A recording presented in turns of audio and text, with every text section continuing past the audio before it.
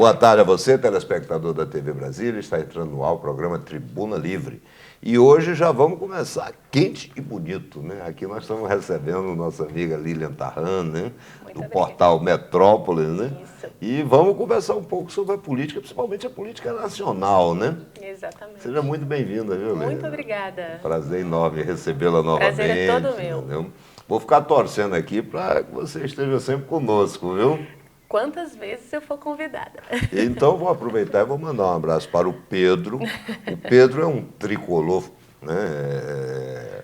Tranquilo, né? Porque todo tricolor é tranquilo. É tranquilo? Né? Não sei, não. E esse Pedro é um sortudo, né? Porque você veja, torce para o Fluminense, é casado com a Lília, quer dizer, então, o que mais que esse cabo quer da vida, né? Nada mais. Tá certo, mas olha, um abraço, viu, Pedro? Mas me diga uma coisa, essa semana nós tivemos a entrega do pedido de impeachment pela OAB, né? Um segundo pedido protocolado já lá na Câmara, né? Isso. Assim, de maior destaque, porque teve vários pedidos, né? E aí nós tivemos uma reação, né? Tinha um grupo de pessoas lá que ficaram vaiando os advogados, chamando de golpista. Olha, é deprimente esse espetáculo, não, Lívia? Porque se a gente for observar, a gente tem algumas pesquisas de opinião feitas recentemente demonstrando que o sentimento da população, o sentimento da maioria da população, até mesmo daquelas pessoas que votaram no PT, que votaram na presidente Dilma, é um sentimento de limpeza. As pessoas querem fazer uma higienização na política. Então, quando você vaia uma instituição que está, na verdade, representando um sentimento da maioria da população, você está, na verdade, estendendo essa vaia à própria população, né? Então, eles estão ali, obviamente, como uma entidade representativa. Não, e a OAB, inclusive, em termos históricos, né, participou, não apenas participou, ajudou a construir os momentos de grandes mudanças no país, né, no aspecto político. Quer dizer, a OAB é suprapartidária, né, mas ela tem atuação política, política no bom sentido, né? E veja que ela demorou, né? Mas ela finalmente entrou com um pedido de impeachment, foi aprovado por 26 votos a 1. Exatamente. Né? Então, assim, há que se respeitar essa legitimidade da instituição. E é muito importante também que a população, né, muitas vezes leiga ali nos aspectos jurídicos, entenda que quando o primeiro pedido de impeachment foi feito, os primeiros foram feitos, eles foram feitos com base naquela circunstância, naquele contexto à época, das pedaladas fiscais, por exemplo, né? De toda a situação ali envolvendo, inclusive, a eleição ainda, pautado em cima da eleição, de eventuais problemas ali eleitorais. Depois disso, a gente viveu, deputado, uma avalanche, né, de novos fatos que a gente tem acompanhado no noticiário. Tsunami, né? Toda hora sai. Exatamente. Então, a cada dia a gente tem novos escândalos. Esses escândalos estão alimentando esses novos pedidos, né? Então, tem muita gente querendo colocar, a entidade está querendo aparecer, está querendo se aproveitar ali do momento político, mas não. A verdade é que outros fatos surgiram e subsidiaram, então, esses novos pedidos. Né? Só para situar bem o nosso telespectador, veja só, o que está sendo imputado, né, a presidente Dilma e ao ex-presidente Lula. O ex-presidente Lula, o Ministério Público, não sou eu, não é a Lilian, não é a OAB, não, é o Ministério Público Federal, que durante 2 anos está nessa investigação da Lava Jato. E o Ministério Público Federal está dizendo o seguinte, o Lula é o chefe da quadrilha que roubou a Petrobras. Não sou eu que estou dizendo. Quem está dizendo isso é o Ministério Público Federal. Sim, claro. Aí surgem as gravações, os áudios. Confirma-se uma série de coisas. Aí vem uma pessoa que é da cozinha da presidente Dilma, senador Delcídio Amaral. Ele não é apenas um senador, que seria já importantíssimo.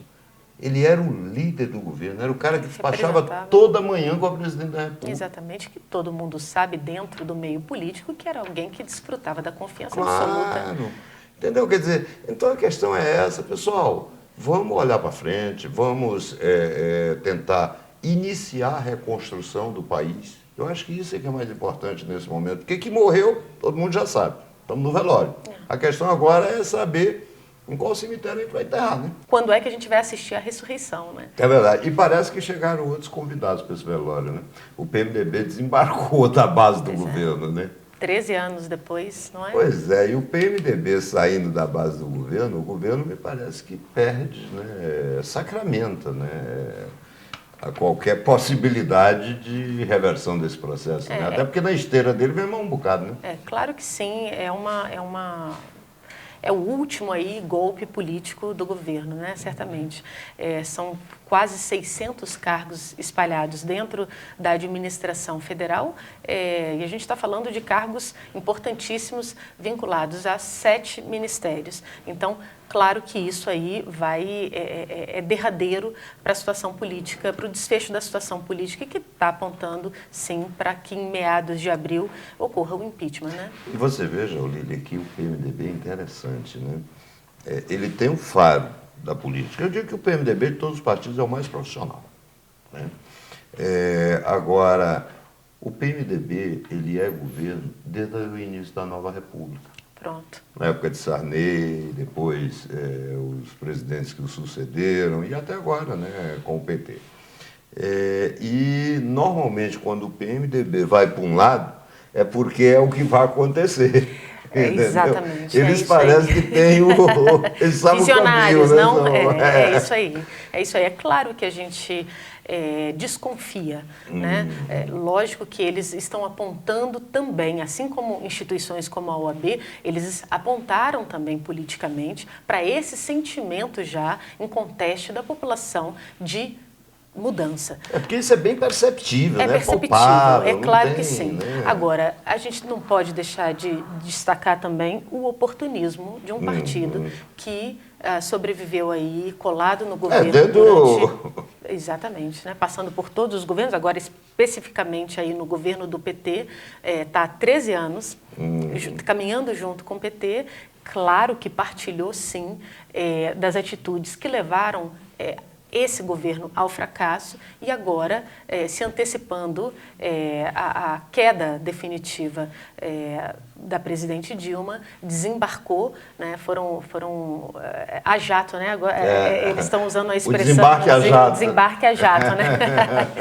O PMDB realmente é oportunista mesmo, está aí na gênese da palavra do fisiologismo, né? Então, ele é um partido grande, né? E tem a maior bancada na Câmara, a maior bancada no Senado. Não tem o presidente da República, tem o vice. Tem né? o vice. E ninguém faz nada na política sem eles, né? Claro. Então, para o bem ou para o mal. Para né? o bem e para o mal, né? Me diga uma coisa, e o Ministério Público, né?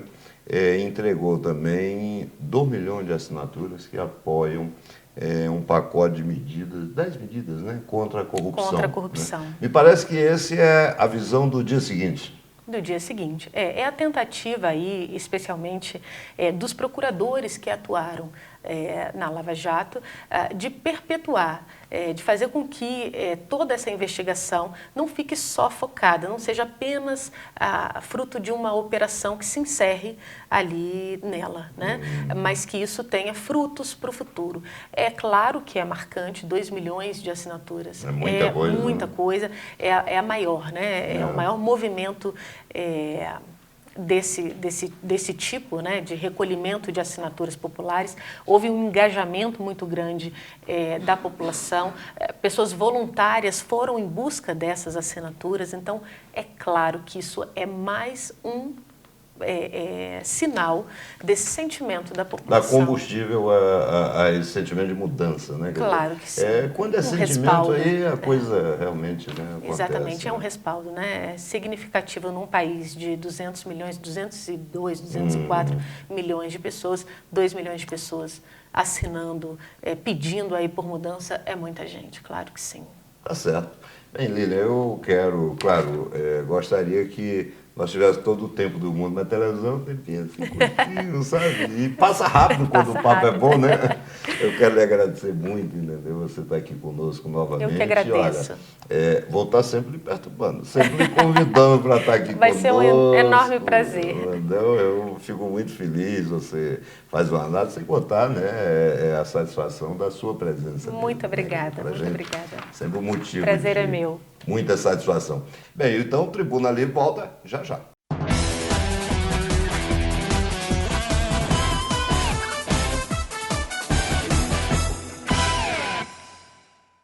Estamos de volta com o Tribuna Livre, né? E agora vamos falar aqui com o jornalista que mais entende de saúde aqui no Distrito Federal, né? Kleber Karpov, que tem inclusive um blog, né?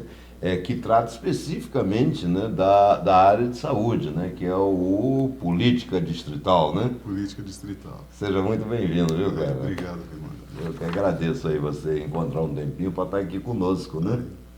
Me diga uma coisa, Kleber, e nós ouvimos falar muito sobre a questão da CPI da saúde, né?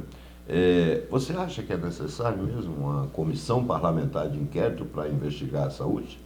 Raimundo, nós temos a CPI da saúde, ela tem uma coisa interessante que ela pega tanto a gestão anterior e um pedaço da gestão nova aí do governador Hollenberg. A saúde é uma pasta que sempre foi muito complicada, né? A gente sabe que existia operação dentro da estrutura, nós tivemos muitos relatos de contratos ilegais, né? Serviços que eram prestados que sequer tinham contratos. Então, é interessante fazer seria interessante ocorrer essa CPI para fazer uma varredura dentro da estrutura da saúde, para entender, do ponto de vista financeiro, né, o que de fato ocorre e por que a saúde do DF anda tão emperrada.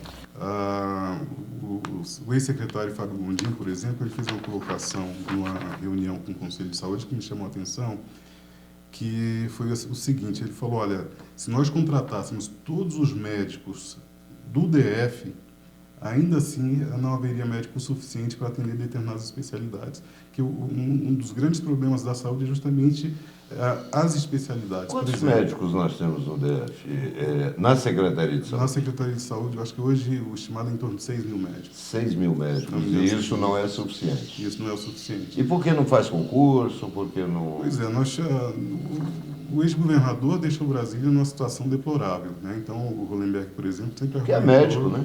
Exatamente, infelizmente. Mas o que nós tivemos aí o Hollenberg assumindo com um déficit que ora se diz que é de 3 bilhões, ora se diz que pode chegar até 6 bilhões. Então, num contrato por problema financeiro? Por problema financeiro. Nós temos a saúde, o GDF está impedido de fazer nomeações de servidores por conta da lei de responsabilidade fiscal, né? Então, esse é um dos problemas. E aí você tem, por exemplo, em tese ele poderia fazer a reposição das vagas em vacâncias, não são daqueles servidores que são exonerados ou que morrem ou se aposentam.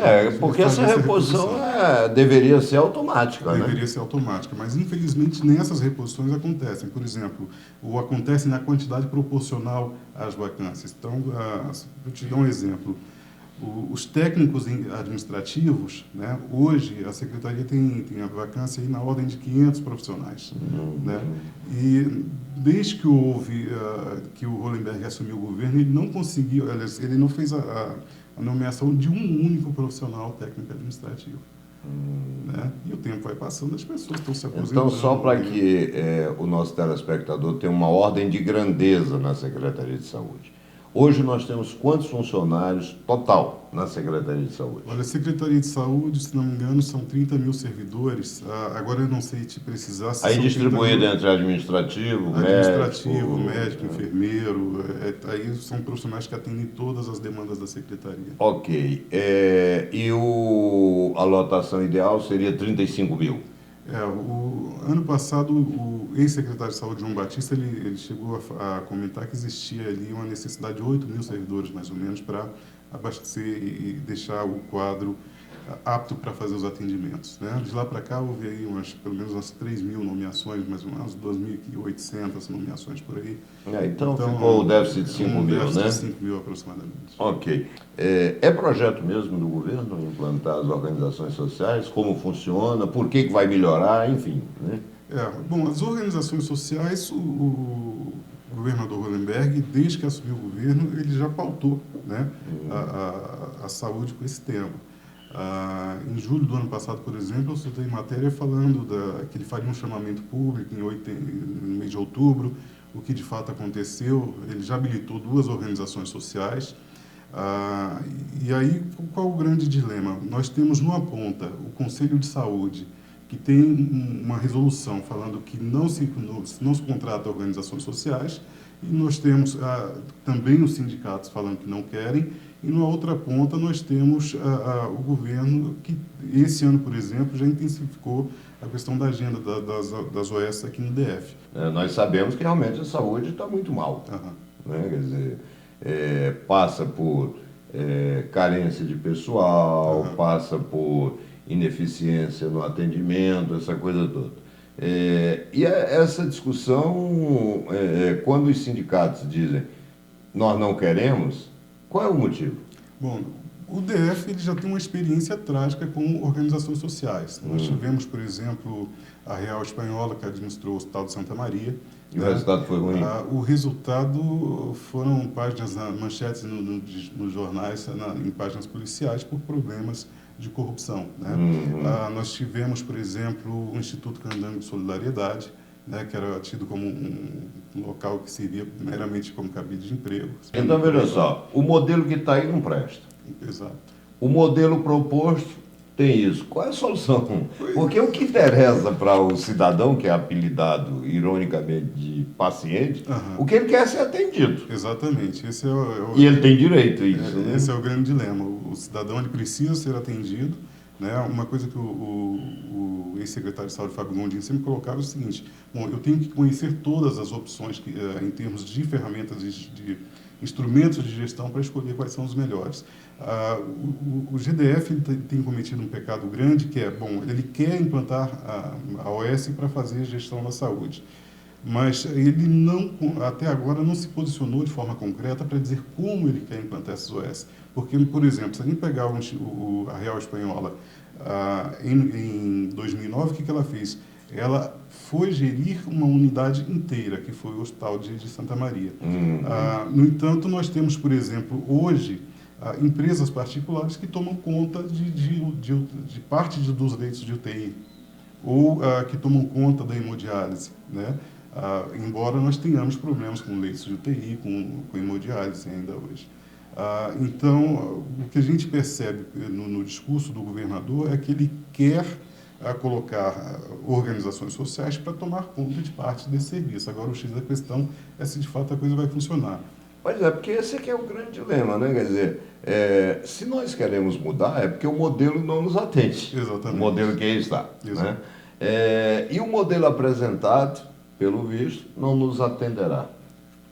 E aí, por que não chama uma grande discussão, com todas as partes envolvidas, deixar de lado, nós temos que tirar, entendeu, um pouco da discussão a questão dos interesses corporativos, que são legítimos, mas que são menores do que o interesse maior, né, que é o atendimento ao cidadão. Temos que tirar os interesses de empresas, né, até porque saúde não é negócio, né? Ou pelo menos não deveria ser, enfim. Essa discussão precisa ser feita, né? Agora, em que você acha que contribuiria uma CPI e não uma... Por exemplo, eu acho que uma CPI pode ajudar, né? Inclusive eu assinei também, né? Eu sou favorável que sempre se investigue, né? Eu acho que a partir do momento que você está na administração pública, você tem que ser investigado mesmo, né? Agora, eu acho que nós poderíamos também fazer uma auditoria, entendeu? Com um prazo de 30, 40 dias, apresentar resultado, né? Se houver, o que precisa ser aberto à máquina e mostrado para a população, para a sociedade, quais são os problemas que existem. Para o próprio governo. O governo tem que tomar conhecimento dos problemas que existem, onde estão os gargalos, e corrigir. Né? Exatamente. Né? Eu acho que essa exposição precisa ser feita. A gente precisa É a palavra mágica que o Hollenberg sempre trouxe ao longo da campanha. A gente precisa de transparência. É verdade. Então, esse é o grande dilema. Tá bom, olha, Kleber, te agradeço muito, entendeu? O nosso telespectador agora sabe, né? Um pouco mais da questão da saúde, o que está por trás, né, de tudo Exato. isso, porque você trabalha muito, né, nessa área, né? Então eu quero agradecer muito você ter encontrado um tempinho para estar aqui conosco, para a gente falar um pouco sobre esse problema que tanto aflige a população do Distrito Federal, viu? É verdade. Bom, eu que agradeço a oportunidade de estar aqui novamente contigo, com os telespectadores aí do Tribuna Livre, né? Sempre que quiserem falar sobre saúde, estou à disposição. Então tá bom, e o Tribuna Livre volta já.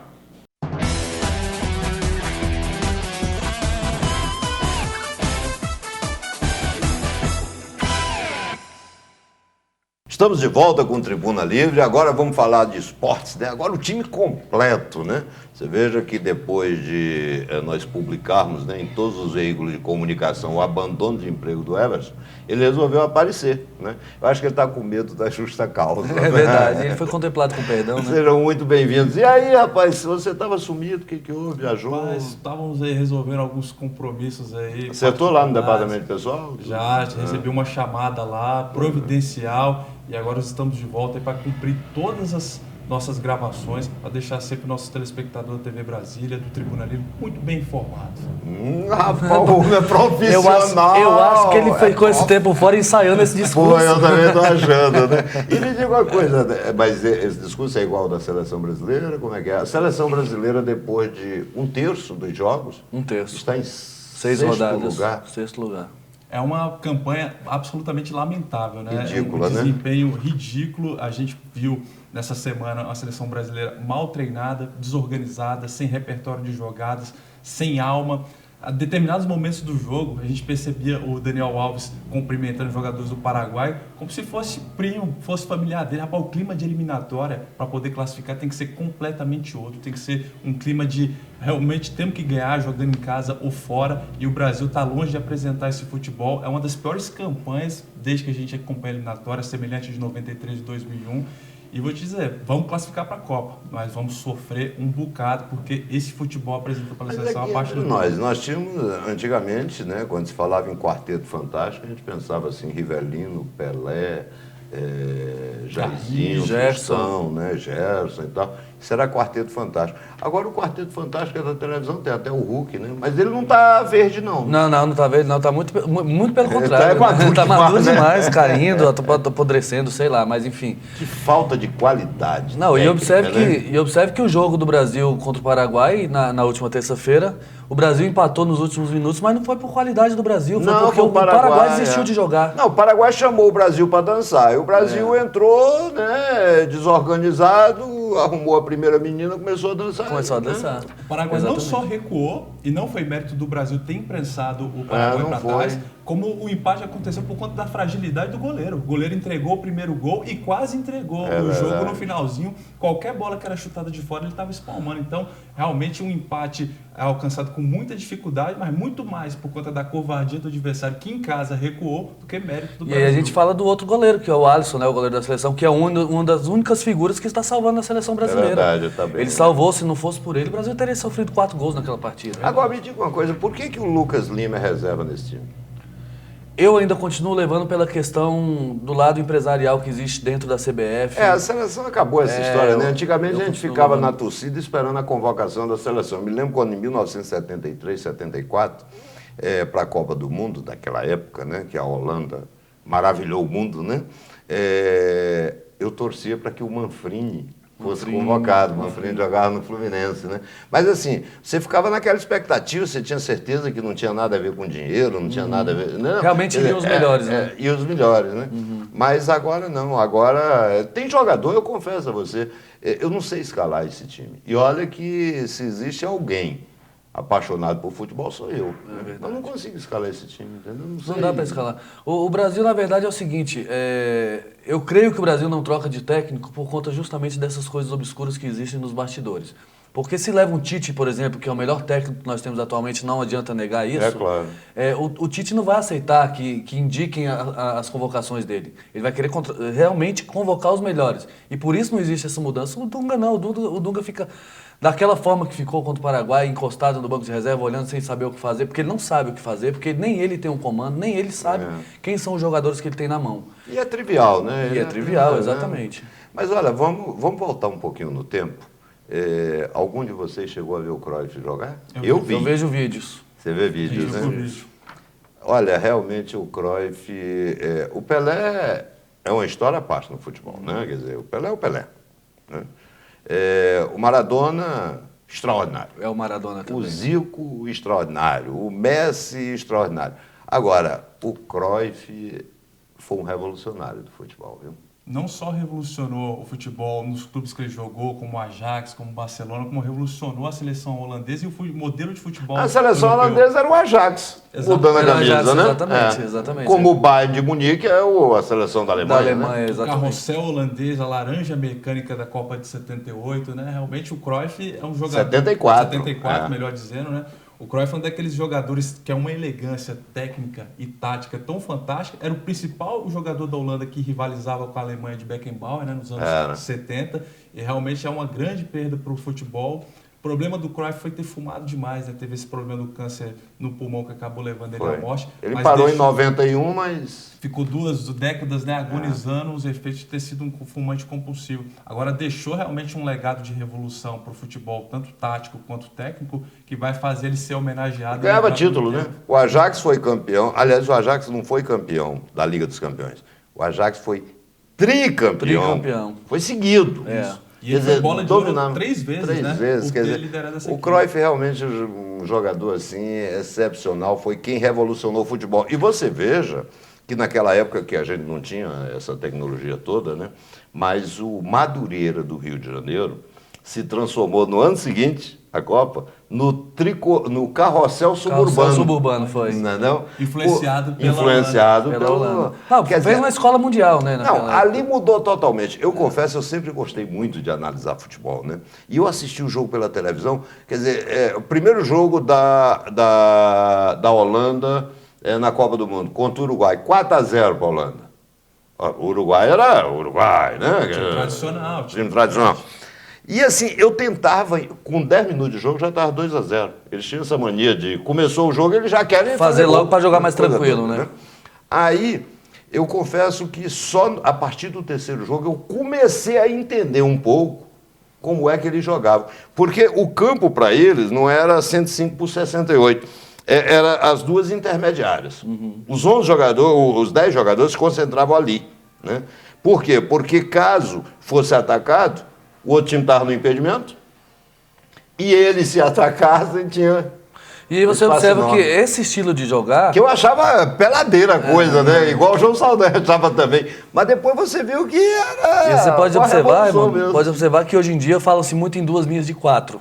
E essas eram as 2 linhas de 4. Só que era mais compactada. Só que era mais compactada, exatamente. E os caras rodando, mudando de posição, invertendo, dando alternância. Mas as linhas não se desfaziam. Exatamente, uma organização fantástica. E você veja que o Cruyff, ele era o 14... Mas ele era lateral direito, era zagueiro central, era centroavante, era meio armador. Quer dizer, era tudo. Então, realmente foi uma revolução. Ele mudou os conceitos de futebol, né? E, assim, eu acho que o futebol deve muito ao Cruyff. E ele tem uma frase, né? E aí a gente vai encerrar, porque o nosso tempo é muito curto, que ele diz o seguinte: o importante não é saber o que você vai fazer com a bola, porque com a bola você só fica 3 minutos. Mas como você fica 90 minutos em campo, o que você faz sem a bola nos 87 minutos seguintes? Verdade. Aí que é a questão da movimentação, né? Veja a inteligência do Cruyff. É verdade. Né? Mas olha, Everson, vou voltar, entendeu, a pagar seu salário pela metade agora, né? Porque você... Tem dos cortes. Tem que ter uns cortes, né? Ayla, muito obrigado. Eu que agradeço. Eu só queria dar um lembrete aqui rapidinho, eu sei que o tempo é curto, mas hoje, pessoal, vamos observar que nós temos o nosso Campeonato Candanga, a partir das 15h30, última rodada da primeira fase classificatória. Então é bom que o torcedor vá ao estádio, prestigie o campeonato Qual local jogo você daqui da vai? gente. Eu vou no do Brasília e Planaltina. Brasília e Planaltina, onde? No Mané Garrincha. Mané Garrincha, tá certo. E eu vou aproveitar, então, mandar um abraço para Dolores, para Alda, para Deise, né? Deu lá da Fazenda Sucupira, né? Ali no Riacho Fundo, né? E agradecer a você, telespectador da TV Brasília, né? Pela audiência, pela paciência que tem conosco. E se Deus quiser, sábado que vem estaremos aí novamente.